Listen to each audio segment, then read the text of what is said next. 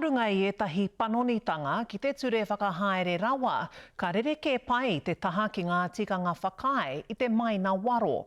Hei tā te minita take rawa hei tā Shane Jones, ka whakahangaitia ngā tikanga nei ki era mo ngā momo mahi maina ke atu. Kia tūwhiti ai ētahi o ngā tauārai e here ana I te whanaketanga o te ohanga.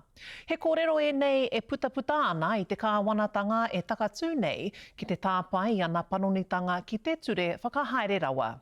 Kei tā tātou tūte tōrangapū kei a te o Kiwa McLean, te roanga atu.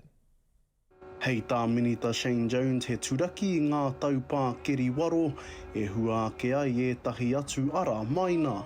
Waiho e nā take ki wainga tunu I a rātou anō, waiho ma te ture e whakatau a tōna wā, ko ai ka tohu, ko ai ka toa, ko ai ka whiwhi, mō e rā neke hanga.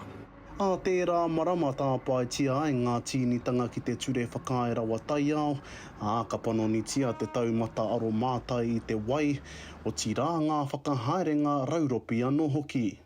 Ko tērā te raru, kare rātou te kitea I te ara tika, mō te wānei, mō ngā reanga kei te hara mai tonu. Ko ruonu e moho ao tēnei, nōku te mana!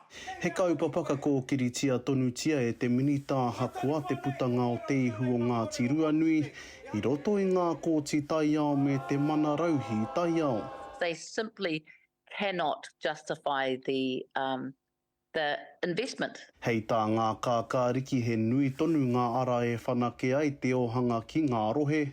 Kare te mahi, maina te mahi pai mō ngā hapuri me ngā whānau. Ka taia e tēnei kāwanatanga te tuku atu I te pūtea ki te awhi I aua whānau, ki te awhi I aua hapuri.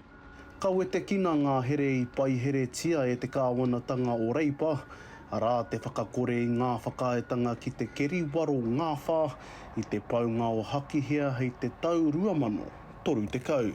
The minister needs to take a longer view, not a 3-year view at economic development.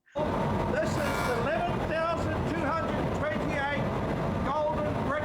Ko te āwhero o te kāwanatanga ka whakaturehia te pire I mua tonu I te paunga o tēnei tau. Te o Kiwa McLean, te karere.